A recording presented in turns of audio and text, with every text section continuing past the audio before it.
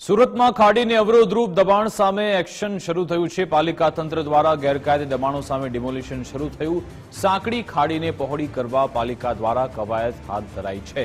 ખાડી કિનારેના ગેરકાયદે દબાણોનું ડિમોલિશન થયું। વરાછા જવાહર નગરમાં મેગા ડિમોલિશન હાથ ધરાયું। ગેરકાયદેસર બાંધકામ પર ડિમોલિશનના હથોડા ઝીકાયા। જવાહરનગર નજીક પોલીસ બંદોબસ્ત સાથે 6 મિલકતોનું ડિમોલિશન કરાયું। 150 જેટલા પોલીસકર્મી, 5 પીઆઈ, એસીપી, ડીસીપી સહિત અધિકારીઓ હાજર રહ્યા।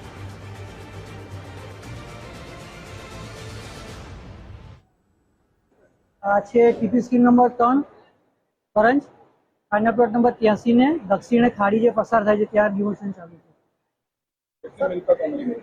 લગભગ અંદાજે 26 થી 27 છે આ લાઈનમાં ડિમોલિશન। મારી ગણતરી પણ હાલ 3 થી 4 દિવસ અમે એક્સપ્રેશન કરીએ છીએ, પણ સ્થળ સ્થિતિ જોતા એવું લાગે છે કે મને અઠવાડિયું પણ થઈ શકે છે। સ્થાનિકોનો રોષ હાલમાં નથી, સવારે હતો। અત્યારે એ લોકોને પૂરતી સમજ મળી ગઈ છે, પોઝિટિવ રિસ્પોન્સ એ લોકો આપે છે અને મિલકતદારો સ્વેચ્છાએ ઉતારવા માટે તૈયારી બતાવે છે।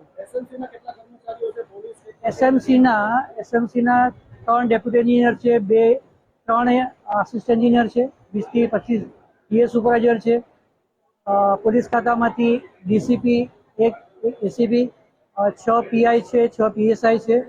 ટોટલ એ લોકોનો 152 જણાનો સ્ટાફ છે।